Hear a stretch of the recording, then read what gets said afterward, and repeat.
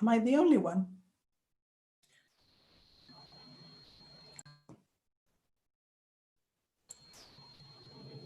Hi, Daniela. Hi, Zsuzsa.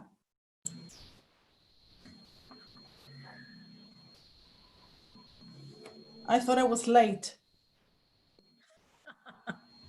Nope.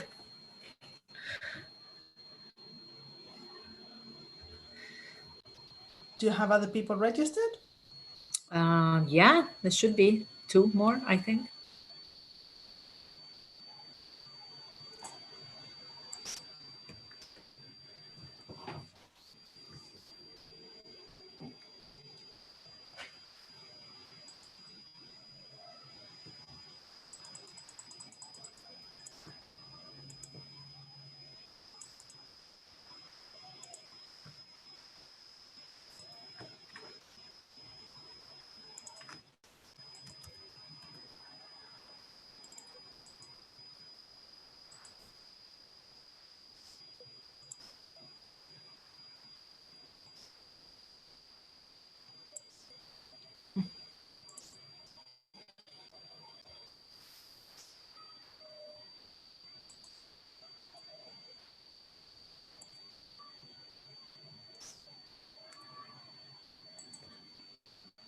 Okay, let's start.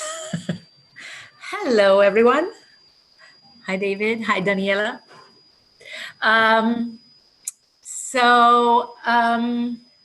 This is a session about Nehama Leibowitz. And first I want to explain why, which is personal, my personal experience. And I think it will explain. In 1996, I had the opportunity to study in Israel, in Jerusalem, on a program called Senior Educators Program by the Melton Center of the Hebrew University. And I was then, 29, already very much involved in Jewish education in Hungary, but without any formal Jewish studies, without any Jewish studies, basically. And I really wanted, since for many years I'd been doing Jewish education, I really wanted to study. So I applied for this grant and I got to Israel, to this wonderful program. And there were people in my group, which was from all over the world, United States, Latin America, Australia, Europe.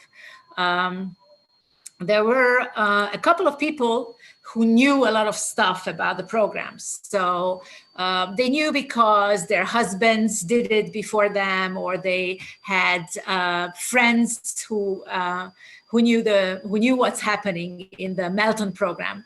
So there were all these knowledgeable people, and of course we were asking them questions about all the technical issues and all the teachers and all the courses and everything. And then one of them, or two of them even, said, well, you're going to study with Nehama Leibowitz. And I remember having these adults in my group who were, some of them were like Talmud teachers from North America, or Torah teachers, or Jewish school principals. And they were all thrilled and excited. And I had no idea who Nehama Leibowitz was. I understood that I should be very enthusiastic, but I had really no idea. So we were told to go one Tuesday, I think it was, to go for the first class. And we were told that we need to go to her house because she is quite old and that's where she teaches. We were also told to take a Tanakh with us. So we went, of course, and we gathered around the house to wait for everyone. And it was a house behind the Tachana Merkazit. For all of you who know, live in Jerusalem, the central bus station, which is a very iconic place in Jerusalem. So it was behind, in a small street, and a small block of apartments. And we were waiting there to get in. And then we went up to her apartment, and the door opens, and this very old woman with a beret on her head lets us in. She smiles at us, and we have led into the classroom, which is her I guess, living room study, whatever, which had like shelves and shelves of Xeroxes and stencils. I don't know whether anyone knows what's a stencil anymore, or even a Xerox. Pages, pages, and pages up to the ceiling. And she had this very deep voice, and we started studying with her. And I was sitting in one of the back rows. Of course, my Hebrew at that time was not strong yet. The whole program was in Hebrew, but still, it was not very strong yet. And then she just jumped in and she said to open the Tanakh, and she started speaking Hebrew, and she started asking questions, and we had to write down things and we had to answer questions. And I was terrified. I was terrified, not just because of the Hebrew, but because I never learned Bible. I didn't know the biblical stories even. I had very, very tiny little knowledge about what's going on in the Tanakh. And so I was terrified. But very soon afterwards, I started loosening up, because I realized that she doesn't require any prior knowledge. We jumped into the text, and she even explained that you don't need prior knowledge, because we're going to read the text closely, and we're going to try and find questions, and we're going to try and find answers. And that was like a puzzle. So it was exciting. I started feeling relaxed, and I have to say that we only studied with her for about maybe half a year semester. But I really feel privileged, because she made me open the Tanakh. She made me excited to learn Torah. She made me excited to close read texts and find meaning and connection in the Torah stories. I usually keep a lot of things and throw out a lot of things. So this is the booklet that I made notes in, and I kept it as a treasure, actually, because of the experience that I had. And I'll, if I find it, I will show you, but probably I'm not going to find it now, of course. I'm going to show you her correction of my text, which actually I don't really understand now anymore, because it was a long time ago. But she actually wrote a few words into my little book, and I was very proud of that. So I'm not going to find it now, but I'll, you believe me. So when I was asked to do a session, Daniela says that I can send the booklet to the National Library of Israel, and they can keep it together. Maybe, but maybe I'll keep it. Well, I'll think about that. It's really treasured. So when I was asked to do this session, and it was about maybe Jewish life cycle events, one of the things that came to my mind that I want to do a session about Nehama Leibowitz, because if you talk about Torah study, and that's part of the Jewish life cycle, then she is somebody special, and I think more and more people should know about her, should remember her. So what I plan to do is really to give you some background about her life, about her achievements, about a little bit about her methodology, and then at the end to do a very tiny little study with her questions to see her method live. So Nehama Leibowitz was born in Riga, Latvia, in 1905. She was born into a very loving family. She had an older brother who became very famous, a Jewish philosopher, Yeshayahu Leibowitz. Some people, say that they must have some very special genes, because both of them were really geniuses in their own ways and in their own methods and thinking. Their parents were called Mordechai and Freda. We don't know much about her mother because she passed away relatively early, but we do know a lot about her father, because he was a an example to her, and he taught her a lot of things that she then used and integrated into her career. They say that Nehama started to speak very late, but then actually her language and her speaking became the medium. And the legend says that the doctor said when they asked him, "This young lady will yet speak a mouthful." And she really did afterwards when she started speaking. So when she grew up, Riga was home to several outstanding Jews, actually. Harav Kook, Sir Isaiah Berlin, who became a British social and political theorist. There was rich Jewish life, synagogues, Zionist activities. So it was a very thriving Jewish community where they lived. The Leibowitz family was a religious family. They had several rabbi ancestors. But they had a very large extended social circle, which included also non-observant Jews. And later on, Yeshayahu Leibowitz once said that they grew up in a Jewish world in which Judaism and European culture were interwoven. The family was also Zionist. The children actually spoke Hebrew with their father, and they spoke German and Yiddish with their mother. Their social circle, besides including, as I said, non-observant Jews as well, actually included local intelligentsia and also educated businessmen.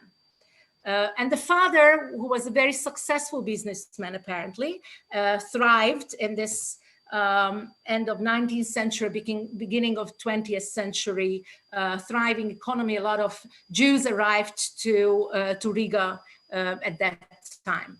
So they really didn't, they had a quite rich household, but also very simple.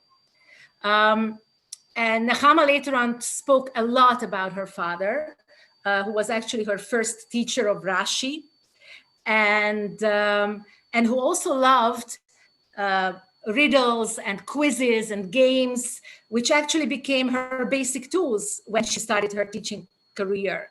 Her father created weekly Tanakh puzzles and quizzes for them. And when they were walking, he would test Nehama on Shakespeare quotes and general history. And I remember I was amazed when we were learning with her, that she was 92 at the time. And she could just freely quote, not just the Tanakh, and she knew exactly where that page with that commentary is and where that verse in the Bible is, but she also could freely quote Shakespeare, any Shakespeare play. She had a vast knowledge of general world literature.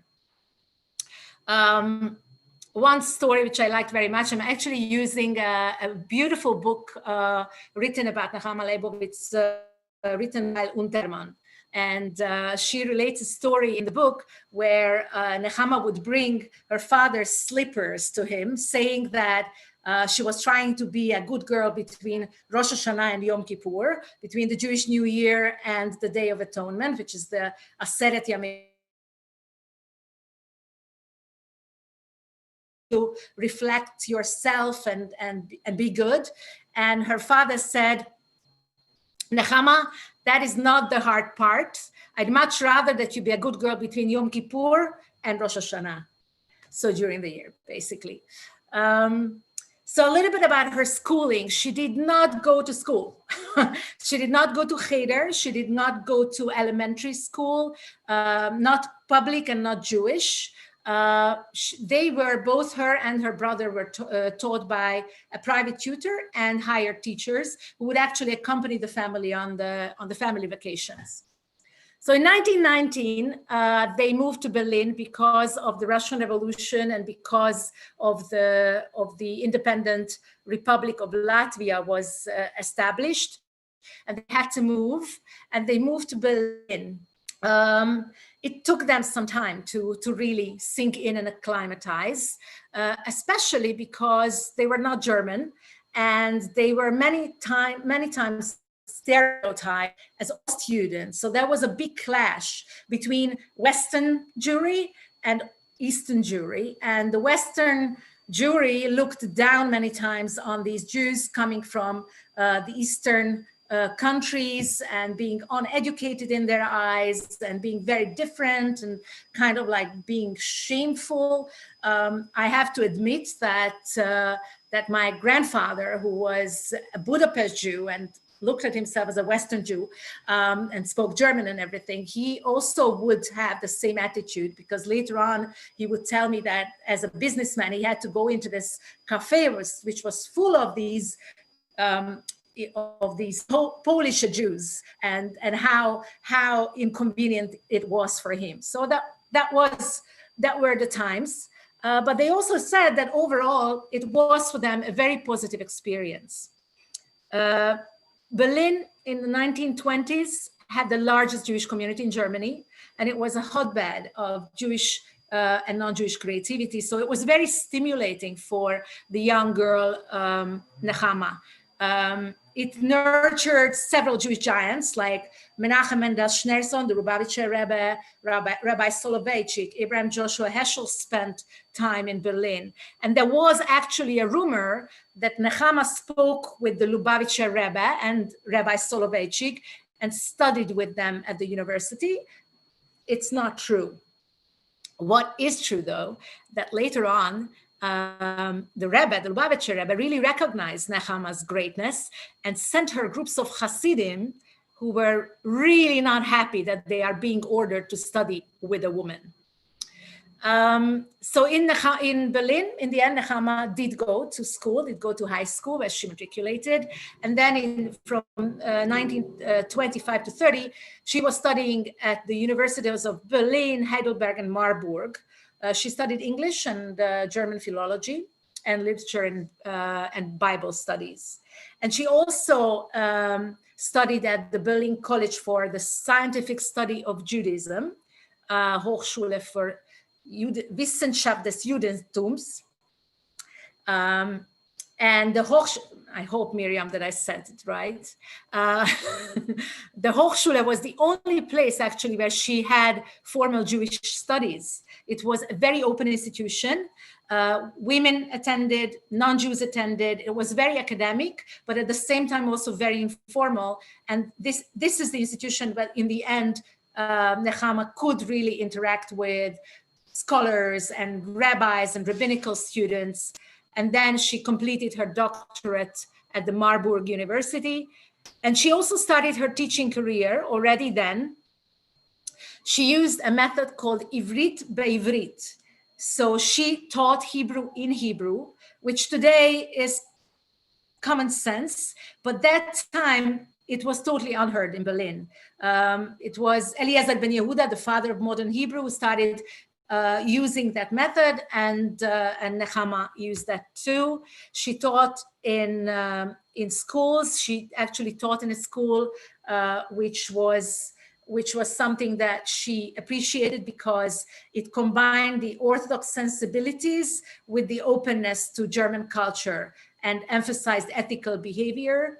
And she could totally identify with all of that. And then at the end of the 1930s, she left for Israel.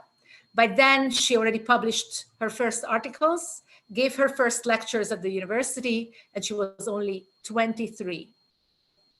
So she arrived to Israel with her husband.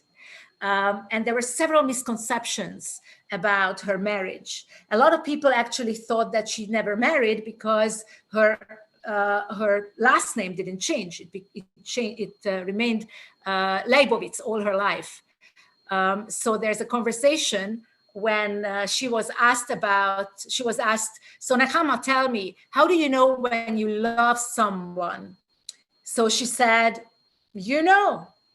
And so she was asked, so what did your parents think of your husband? Oh, they loved him. How do you know? Well, he used to come to our house every day for lunch. Why would he come to your house every day for lunch? Well, he was my uncle. So this is what happened. She married her uncle, Yedidia Lipman Leibowitz, who was actually much senior to her and was with declining health. He was losing his eyesight, but they married for love, and they had a wonderful married life. although it was very difficult towards the end because Yedidia lost his eyesight totally. They were married in Berlin in 1930, and then they made Aliyah to Israel, and they settled in Jerusalem in the Kiryat Moshe neighborhood. And Nehama actually very quickly became a well-known figure. She gave herself over to teaching. Her prime years were between the 1940s and 1970s. And in her early career, she taught several topics: essay writing, literature, history, Hebrew, Tanakh, and medieval commentaries. But gradually, she actually gave up, and she started focusing on Tanakh and pedagogical training. The Ministry of Education hired her to run courses for teachers. She also taught in the IDF, in the Israel Defense Forces. She actually called it her Miluim. Miluim is the reserve service in Israel that everybody has to do. So she also taught soldiers.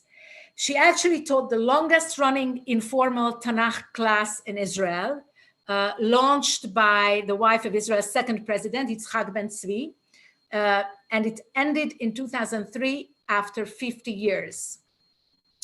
She had many different students, children and adults, men and women separately and together, non-Jews, even members of the Japanese Makoya sect, and a group of priests. She became a well-known figure, and people began streaming to her to study. And from 1950, her academic career also flourished. She taught at the Bar Ilan University. She taught at the Tel Aviv University. And of course, she had a long-standing relationship with the Hebrew University as well. She received a lot of awards, the Katz Award for the Study of Adult Education, the Israel Prize in Education, the Lieberman Award for Promotion of Torah Knowledge and Biblical Interpretation, the Bialik Prize for Jewish and thought, and so on and so forth. Her husband's illness became worse and worse, unfortunately, and he became totally blind, and he passed away in 1970. They never were blessed with children, but Nehama had a very special relationship to friends and relatives' children, so she had a lot of children many times in their house. After her husband passed away, she moved to Romema, to Rehovat Tzvi, where I studied with her, behind the central bus station, where she lived till the end of her life in 1997. So I studied with her 1995, and 2 years after she passed away.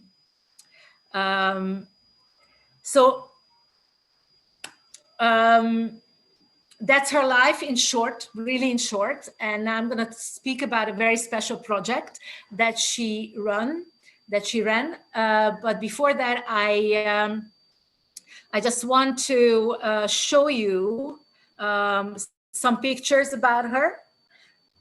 Really, just some. If I can find it. Yes. So this is her on. Do you see it? Just nod. Good. Very good. Thank you. So this is Nehama as a young woman on the left, and on the right, it's her brother, Yeshayahu Leibowitz. How do I do this? Yes.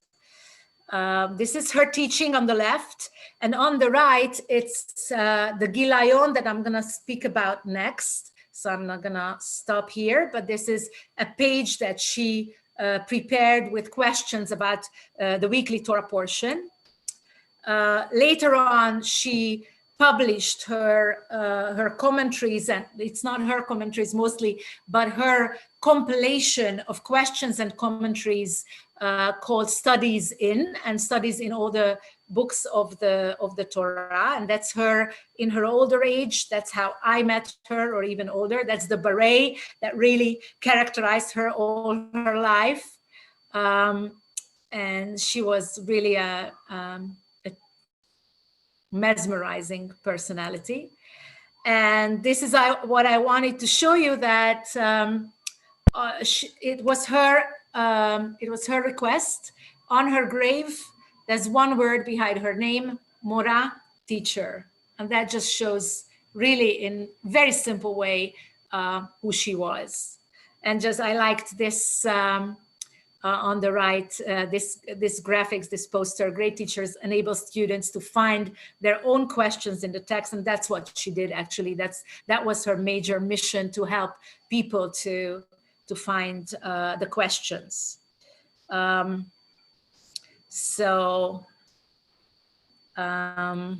Yes. So the Gilyonot. One of her key projects were the Gilyonot, and I'm going to explain later on what's the Gilyon, which actually grew from a very tiny start to an extensive project affecting thousands, more like tens of thousands of people. It starts with a graduate program for young immigrant women. So she was teaching this group, and every week she gave them study questions on the Torah portion. The challenge of grappling with the commentators' approaches, Rashi, Rambam, Ibn Ezra, this became the highlight of the week of these women. And in that summer in 1942, after these young women returned to their own kibbutzim, they started asking Nehama for homework for the summer, although the school year was over. Of course, Nehama was thrilled and mailed the first sheet to them, to their respective kibbutzim. So she mailed a sheet with questions and with tasks. So these girls start filling out these questionnaires, and their friends start envying them because they're really excited, and they're like, over these pages and grappling, and it looked like they're really solving puzzle quizzes. So they started asking for these sheets. So Nehama says, I noticed that all sorts of subjects are taught by correspondence, from architecture to accountancy. And I said, shall not our perfect Torah resemble one of these? So she started sending out, and her aim was to bring students to independent study, to a deeper understanding of the text through comparison and analysis, exploration of the commentaries. These pages were first copied by stencil. Look it up on Google if you don't know what that is. Then they were printed en masse. They were printed really hundreds. And the number, you could subscribe to get the Gilyonot, and the number of subscribers grew rapidly. By the end of the third year, there were 500 subscribers. And by 1957, 3,000 recipients of the sheets. Of course, not everyone answered. Not everyone sent an answer back. But whoever did, Nehama corrected and answered each one of them. From 1955, she included a study guide to help teachers to use the Gilyonot properly, recommendations how to build lessons around them, and stuff. So first, the Gilyonot were stored in Nehama's house according to years, then according to weekly portions. They took up 2.5 walls from the apartment, and everyone was involved in the whole production.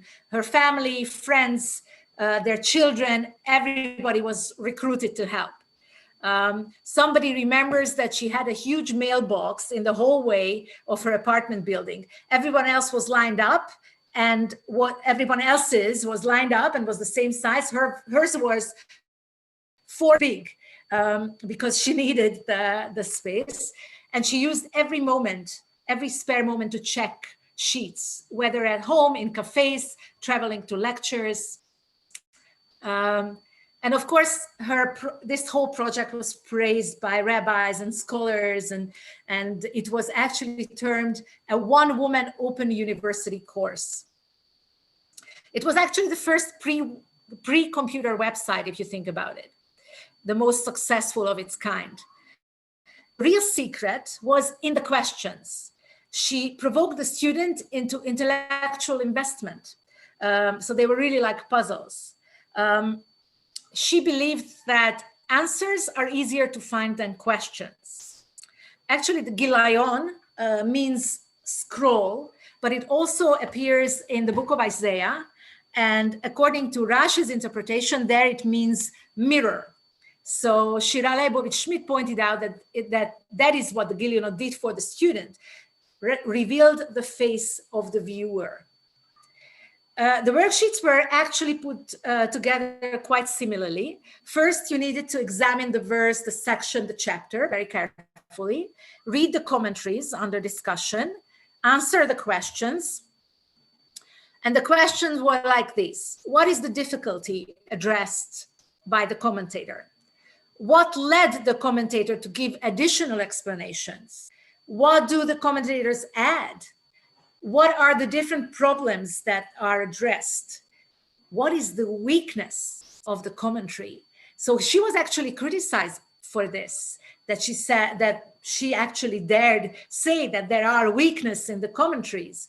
But she said, no, that actually shows, I mean, when Rashi grapples with the text, he probably comes to the best possible solution, but he himself might not be the most satisfied. But that is the best solution he comes to, as opposed to other solutions that he probably drops. So when she asks about the weakness, that's what she means, that there is something that might not work totally well.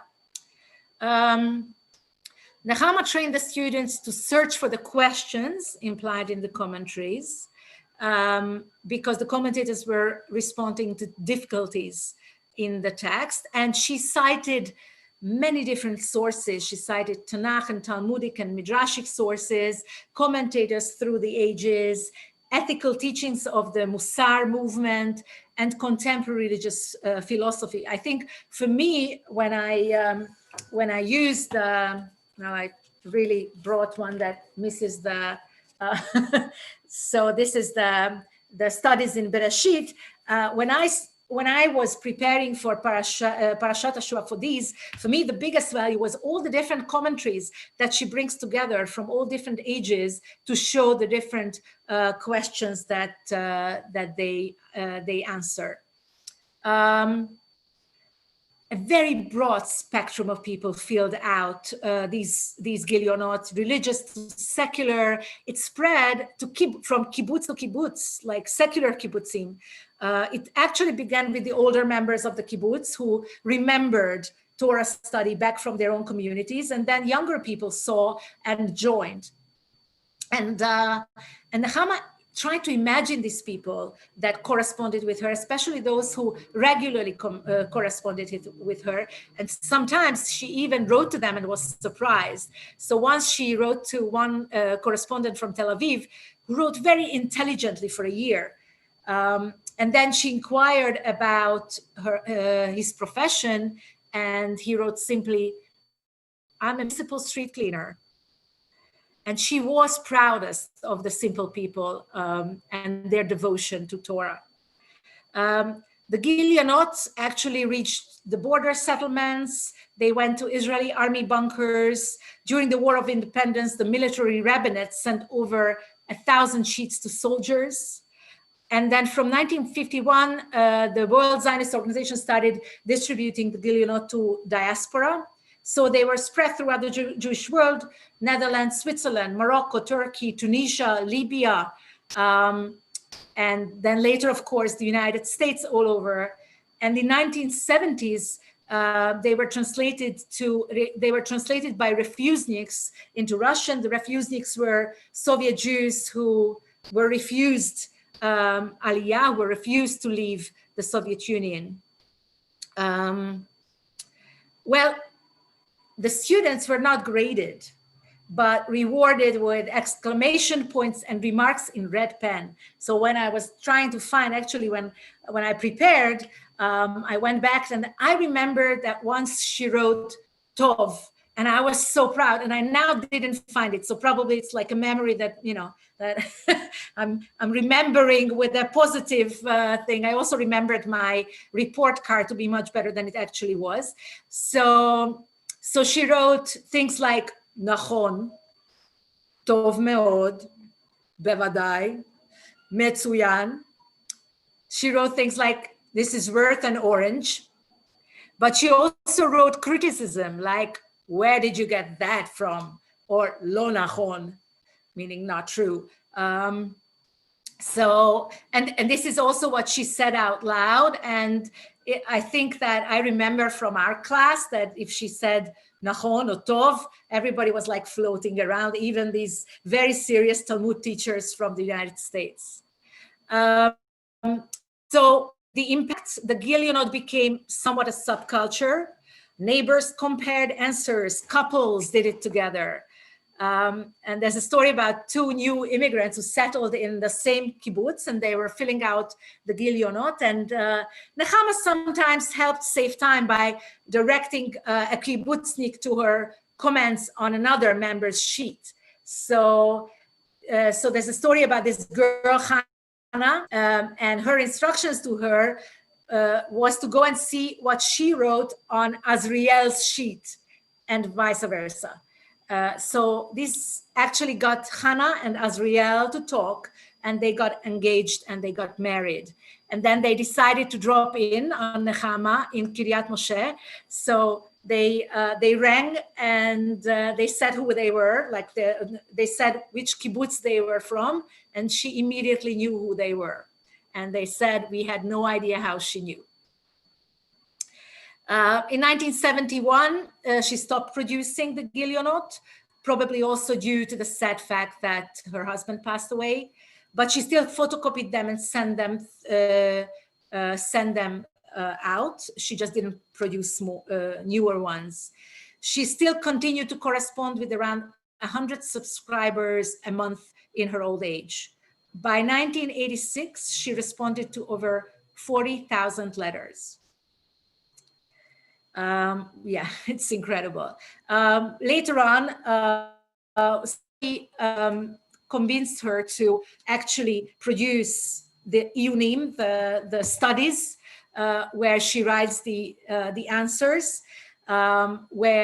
which is a great tool, but many people said who loved the Gilionot that unfortunately the questions, because the questions are in there, the questions lose their weight because you have all the information and the commentaries and everything. So well, it's up to each and everyone to decide. Very shortly about her pedagogical methods. She said, prepare well, read the material without even intention to teach it. That's what she believed in. When you are preparing, the question is not how can I transmit to them the substance and the ideas that are now in my mind. You ask yourself instead, how can I prepare and lead them so that they themselves should express that which needs to be said? To a new class, she would say, bring a Tanakh to every class, do not chew gum, ask lots of questions, and call me Nehama. She was strict.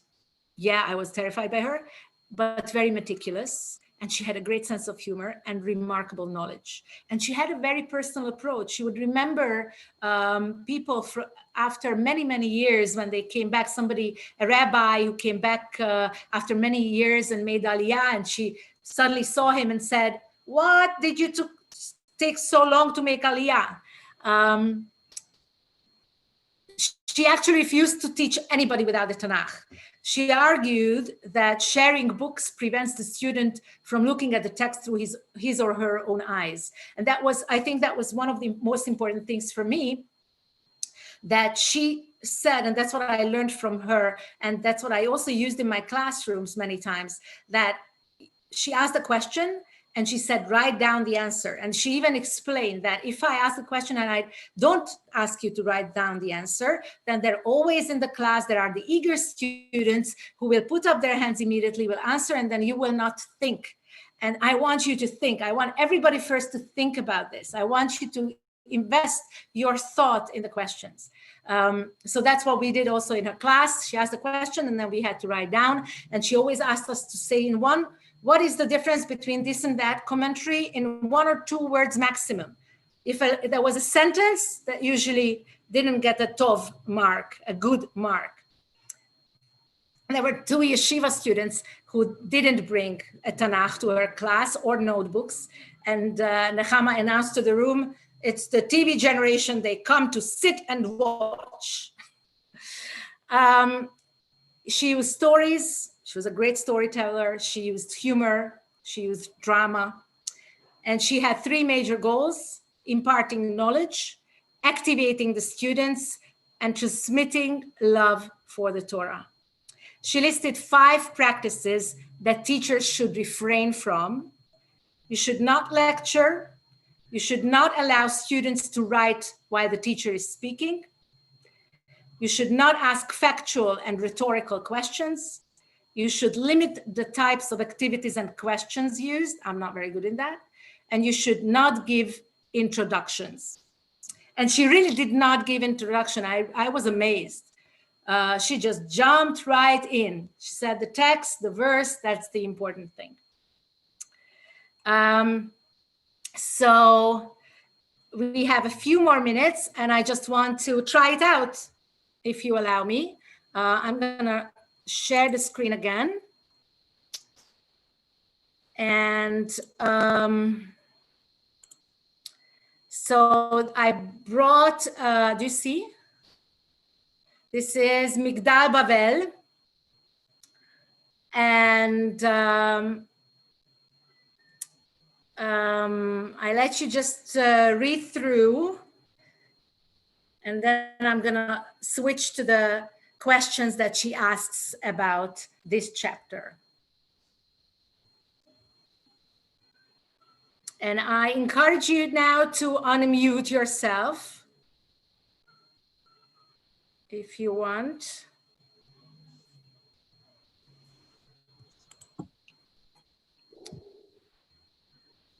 And while you, do you see now my notes that I opened, or you see the text?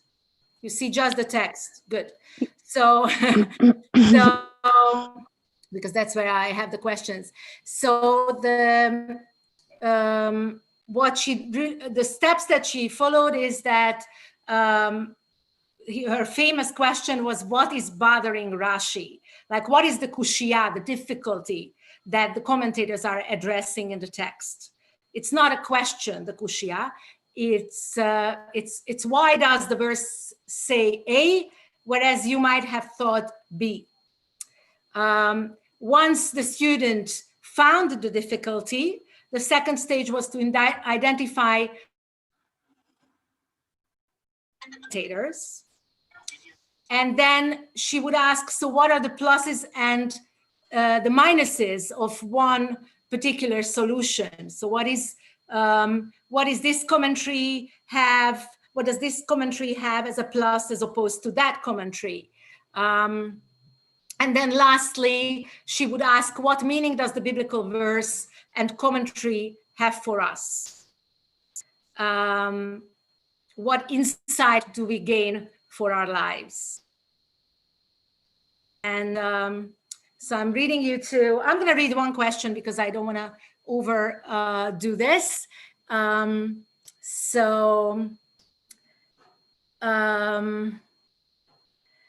So she says, Cassuto was an Italian commentator from Noach to Abraham, writes, in this short episode, we have a magnificent example of biblical literary art. It comprises 2 sections, which Cassuto correlates with a verse from Proverbs. And the verse from Proverbs are, many are the plans in the mind of man, but the counsel of the Lord alone stands firm. Almost identical in size to each other in form and content. So what it comprises 2 sections, almost identical in size to each other in form and content. So question A, what are the 2 sections? So what do you think are the 2 sections?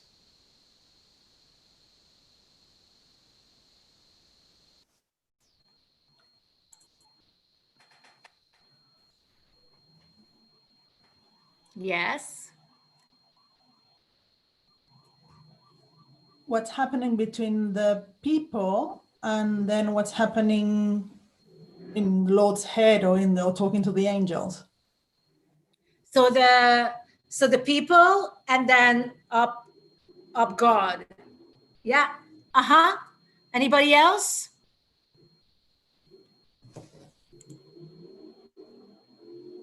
Okay, then I go to the second question, if you allow me. Very good, Daniela. Tov meod. And question B, point out the phrases that stand in complete contrast to each other in the two sections.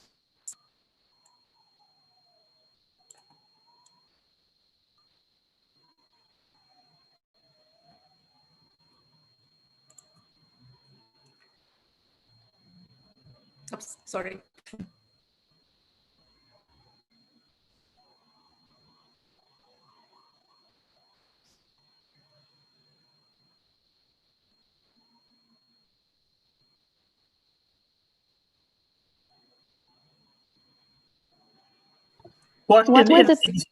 In the story, what are you asking? What in the story is opposite to each other? She asks, I'll tell you, I just want word for word, point out the phrases. It's still about the two sections.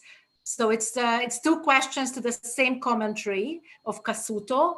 Point out the phrases that stand in complete contrast to each other in the two sections. The two sections of what? Of the text of Migdal Bavel. So Daniela said, I think totally right, that there's the two sections. What Casuto mentions is the people down at the tower, building this tower up. And the second section is God up there, because you see, it's like you can divide it. So we see first, it's like in a film, you know, like we see the people building, and then in a film it would say, at the same time up in the clouds. And then we see what God does. And so the question is, what are the phrases that are in total contrast to each other in these two sections, in the section of the people and in the section of God? So you have else we be scattered all over the world, and then it says the Lord scattered them from the face of the whole earth. So I don't know if that's what they were asking, but it's like, yeah. The one is, this is what we don't want to have, and exactly what they were frightened of, that's what happened. Exactly. Perfect. Yeah. How many are you looking for? For me also, it's like let us build, and then let us go down. So it's like, let us build, meaning let us go up, and then God says, let us go down. So it's like two different directions, but it's the opposite of one or the other. So for me, it's really tough to answer her questions. They are very logical. I think this is something that is we could figure out, but sometimes I'm really far from answering. And unfortunately, even in these books, she didn't give the answer. She really wanted you to grapple with these and come to your own answers. So I didn't find any compilation that actually has the ready-made answers. So it's in a way, it's nice that we go on grappling with Nehama's questions, and it doesn't stop with her passing, but it continues to be a challenge and love for the Torah and Torah study. So that was about Nehama Leibowitz, the Morah, the teacher, who for me meant a wonderful opportunity to really fall in love with the study of the texts. And I hope that it was also something for you to take home. Wonderful. This was wonderful. Thank you very much. For This was really joining. lovely. Thank you, Zsuzsa. Have a wonderful summer, all of you. You too. Thank you very much. Thank you so much. That's very